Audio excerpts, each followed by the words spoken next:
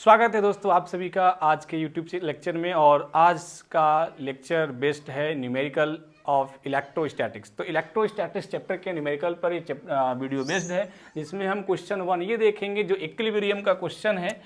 तो इसको हमें देखना है। क्वेश्चन ये है कि 2 free point charges plus q and plus 4q are at distance apart a third charge is so placed that the entire system is in equilibrium. ठीक है, कह रहा है कि 2 फ्री पॉइंट चार्जेस हैं, जो एक प्लस क्यू है और एक क्या है 4q है। ठीक है, प्लस 4q q और प्लस 4q दो चार्ज एक दूसरे से a डिस्टेंस पर रखे गए हैं। अब कह रहा है कि तीसरे चार्ज को कहाँ रखा जाए जिससे कि सिस्टम और किस वैल्यू का रखा जाए जिससे कि सिस्टम क्या हो, इक्विलिब्रियम में हो। ये दो टाइप के क्वेश्चन आपसे पूछे जा सकते हैं। पहला कि ये कहाँ रखा जाएगा और दूसरा किस वैल्यू का रखा जाए, उसका नेचर क्या होना चाहिए। ठीक है, तो बात करते हैं। सबसे पहले हमारे पास पोजीशन है, एक तो यहाँ पर फर्स्ट पोजीशन, सेकंड पोजीशन और ये थर्ड। तीन जगह हम चार्ज को पॉसिबिलिटीज़ है कि रख सकते हैं यहाँ पर तीन जगह पे। तो चेक करते हैं कि कौन सी पॉसिबिलिटी हमारी सही रहेगी। अगर मैं बात करूँ यहाँ पे, तो यहाँ पर एक तीसरे चार्ज को रख के देखते हैं इस पॉइंट पे।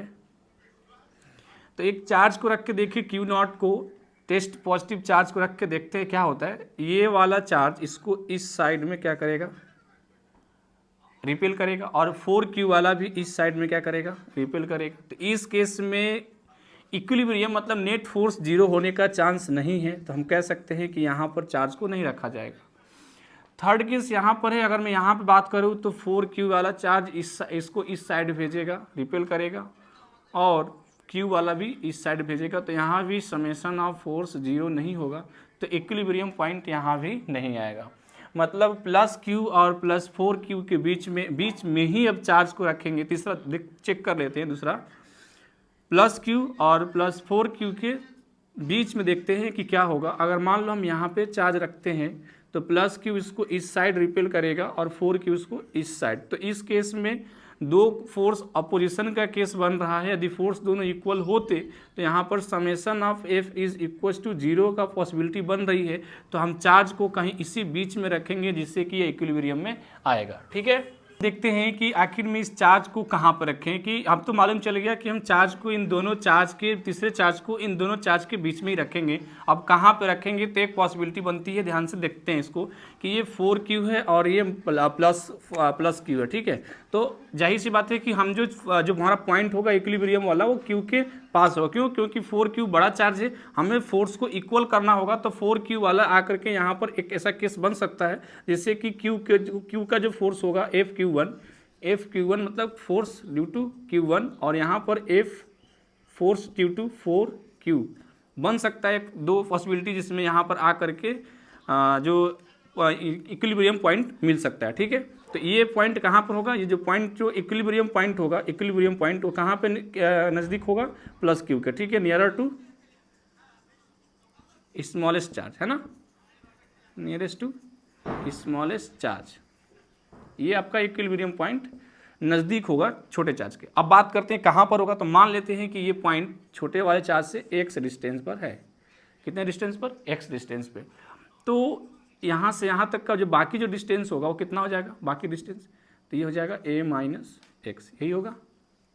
ठीक है, तो अब हम क्या करते हैं, इस पॉइंट पे q की वजह से फोर्स निकालते हैं और एक 4q की वजह से। ठीक है, तो F निकालेंगे, F due to positive charge q, तो कितना हो जाएगा 1/4πk/q, और इनके बीच का डिस्टेंस x²। ठीक है, और हम दूसरा फोर्स निकालें ड्यू टू 4q, तो कितना आ जाएगा k/4q और divide by a minus x का होल स्क्वायर। यदि ये पॉइंट इक्विलिब्रियम में है, यहाँ पर इक्विलिब्रियम है, तो दोनों फोर्स आपस में क्या होंगे, इक्वल होंगे। तो हम कह सकते हैं कि F/q is equal to F/4q। क्यों? क्योंकि अब कौन सा पॉइंट है, इक्विलिब्रियम पॉइंट है, तो दोनों फोर्स आपस में क्या होंगे, इक्वल होंगे। तो हम यहाँ पर लिख सकते हैं kq divide by x² equal होगा k/4q divide by a minus x का होल स्क्वायर के।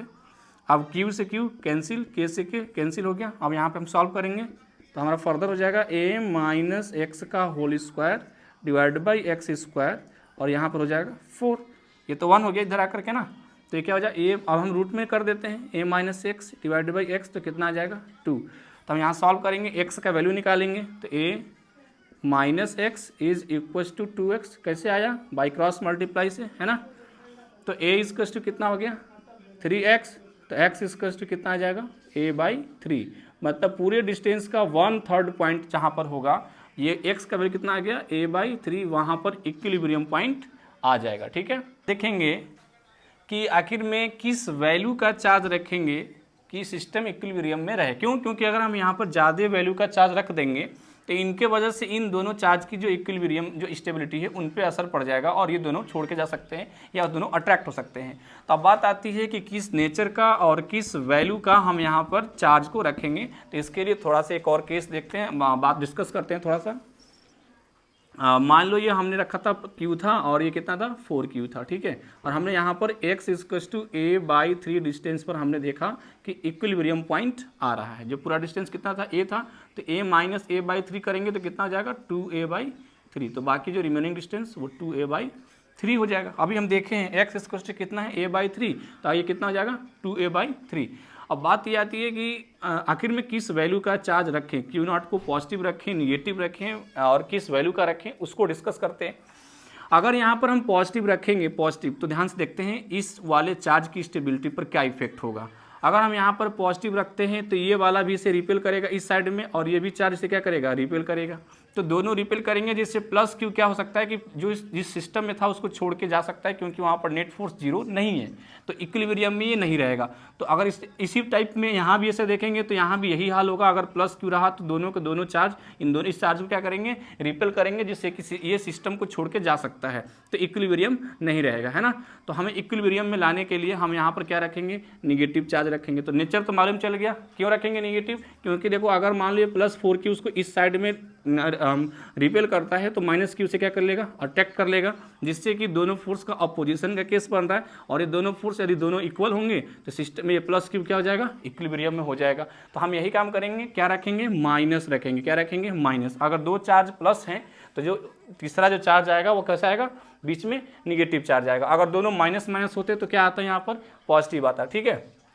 तो निकालते हैं वैल्यू, हम यहाँ पर निकालते हैं फोर्स ड्यू टू 4Q और इक्वल होगा फोर्स ड्यू टू Q0, तभी तो ये इक्विलिब्रियम में होगा, है ना। तो निकालते हैं 4Q से Q का डिस्टेंस कितना है K इंटू 4Q और डिवाइड बाई इनके बीच का डिस्टेंस तो A है 4Q से Q का, तो A स्क्वायर, और यहाँ पर क्या रखेंगे K और यहाँ पर Q0 डिवाइड बाई यहाँ से यहाँ तक का डिस्टेंस अभी हम निकाल चुके हैं। x इक्वल टू कितना a/3, तो a/3 का होल स्क्वायर करेंगे तो क्या हो जाएगा a स्क्वायर बाई 9, 9 कहाँ आ जाएगा ऊपर, तो मैं डायरेक्ट लिखता हूँ इसको 9 को यहाँ पे, ठीक है। अब ये k से k क्या हो गया कैंसिल आउट हो गया, और यहाँ से q से q सॉरी Q0 है ना, तो रहने देते हैं Q0 को, नहीं ये कैंसिल आउट नहीं होगा, a स्क्वायर से a स्क्वायर कैंसिल आउट हो गया, तो हम यहाँ पर लिख सकते हैं 4Q is equal to 9Q0। तो Q0 का जो वैल्यू आ जाएगा वो कितना आ जाएगा 4/9Q, ठीक है, आया ना Q0 का वैल्यू। और सिंबल क्या लेंगे निगेटिव, अभी पहले डिस्कस कर चुके थे। तो ये हमारा क्या आ गया कि Q0 का जो वैल्यू होगा वो 4/9 माइनस 4/9Q का होगा, जिससे कि सिस्टम हमारा किस में रहेगा इक्विलिब्रियम में रहेगा। Two identical small charge sphere etch having a mass m hang in equilibrium as shown in figure. The length of each string is L and the angle made by any string with the vertical is theta. Find the magnitude of the charge on each sphere. जैसे कि हम इस figure में already discuss कर चुके हैं कि ये चार्ज है Q ये भी है और ये भी Q चार्ज, ठीक है। ये दोनों चार्ज को जब हैंग लटकाया गया तो दोनों थीटा डिग्री वर्टिकल से बना करके और इक्विलिब्रियम में आकर के यहाँ पर रुके हैं, ठीक है।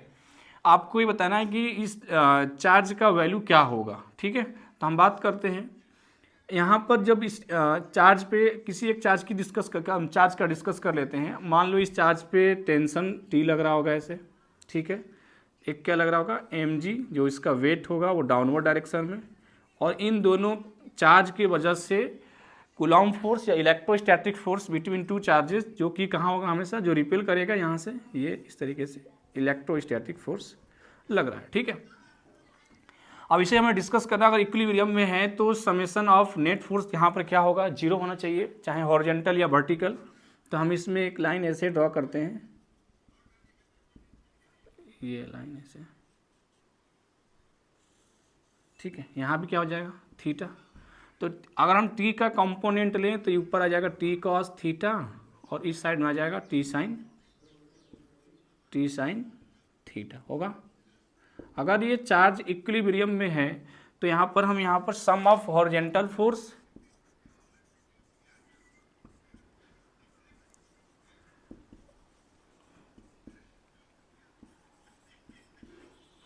क्या होना चाहिए, 0 होना चाहिए। तो अगर हम देखें कौन कौन से फोर्स है, मतलब F E minus T sine theta is equals to 0, है ना। तो इसको हम लिख सकते हैं F E is equals to T sine theta, ये हमारा इक्वेशन नंबर क्या बन गया, 1, ठीक है। दूसरा बात करते हैं, यहाँ पर अगर ये इक्विलिब्रियम में है तो सम ऑफ वर्टिकल फोर्स, ये भी क्या होना चाहिए, 0 होना चाहिए। तो इस केस में एम जी किसके बराबर हो जाएगा, हम लिखेंगे M G minus T cos theta should be 0। इस केस में एम जी किसके इक्वल हो जाएगा, टी कॉस थीटा का। इक्वेशन क्या बन गया, सेकेंड, ठीक है। अब हम फर्स्ट इक्वेशन को सेकेंड इक्वेशन में आपस में क्या कर देते हैं, डिवाइड कर देते हैं। तो क्या हो जाएगा, t से t कैंसिल आउट हो जाएगा, साइन थीटा अपन कॉस थीटा, टेन थीटा, इस साइड में क्या हो गया, टेन थीटा, और इस केस में हो जाएगा F E divide by M G, यही होगा, ठीक है। अब एफ ई को हम क्या लिख सकते हैं, एफ ई को हम एफ ई निकालना, चार्ज निकालना है, चार्ज निकालने के लिए एफ ई निकालेंगे, F E equals to M G tan theta, ठीक है। अच्छा, एफ ई का वैल्यू क्या होता है अकॉर्डिंग टू कूलम्स लॉ, के Q1 Q2 दोनों Q इक्वल है तो के क्यू स्क्वायर, और इनके बीच का डिस्टेंस हो जाएगा ना, बीच का डिस्टेंस कितना हो जाएगा, r square is equal to M G tan theta, हमें यहाँ से क्यू स्क्वायर निकाल सकते हैं, क्यू स्क्वायर का वैल्यू आ जाएगा एम जी tan theta upon k into r square, ठीक है। अच्छा, आर की वैल्यू देखो, यहाँ से यहाँ तक का जो डिस्टेंस है वो आर है, ठीक है। कैसे निकालेंगे आर, यहाँ इन दोनों के बीच का डिस्टेंस, हम यहाँ इनके बीच का डिस्टेंस निकालने के लिए अगर ये एल है तो यहाँ से यहाँ तक कितना हो जाएगा, बताओ। ये लाइन क्या है, अगर ये एंगल बन रहा है तो ये बेस है, और ये क्या हो जाएगा, परपेंडिकुलर, तो ये कितना हो जाएगा, एल साइन थीटा होगा ना, और ये भी कितना हो जाएगा, एल साइन थीटा। तो इनके बीच का डिस्टेंस जो आर हमने लिया है वो कितना हो जाएगा, 2l साइन थीटा हो जाएगा। तो हम क्या इसको लिख सकते हैं, क्यूब स्क्वायर की जगह पे क्यूब स्क्वायर आ गया हमारे पास ये, तो क्यूब स्क्वायर का वैल्यू हो गया एम जी टेन थीटा, और आर स्क्वायर की जगह पे 2l साइन थीटा का होल स्क्वायर, तो 4l square sine square theta, और डिवाइड बाई के, और के का वैल्यू होता है 1/4 पाई epsilon not, 1/4 pi epsilon not, ये कहाँ चला जाएगा ऊपर, तो क्यूब स्क्वायर का वैल्यू हो जाएगा 4 इंटू 4 16 हो जाएगा ना, देखो 4 ऊपर जाएगा तो 4 इंटू 4 16 पाई एप्सिलॉन नॉट, और यहाँ पर हो जाएगा एम जी tan theta sine square theta. तो क्यू का जो वैल्यू आ जाएगा वो आ जाएगा √16 पाई एप्सिलॉन नॉट एम जी tan theta sine square theta, ठीक है। तो ये हमारा आंसर आ गया। तो तीसरा क्वेश्चन पूछा जा सकता है, एन इलेक्ट्रॉन जिसका मास m दे रखा है और ये इलेक्ट्रिक फील्ड में इस तरीके से जो फिगर ड्रा किया है इस तरीके से फॉल डाउन हो रहा है।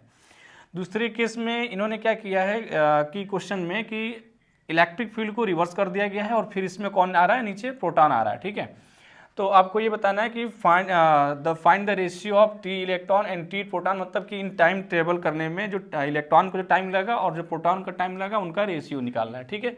तो सबसे पहले हम जान लेते हैं, ये इस क्वेश्चन को करने के लिए हमें ये पता होना चाहिए कि कोई भी चार्ज पार्टिकल अगर इलेक्ट्रिक फील्ड में मोशन कर रहा है तो उस पर जो एक्सेलरेशन लगेगा वो कितना होता है, A is equal to F Q E divide by M. कोई भी चार्ज पार्टिकल अगर इलेक्ट्रिक फील्ड में मोशन कर रहा है तो उस पर जो एक्सीलरेशन जो उसका होगा वो q E divide by m होगा, ठीक है।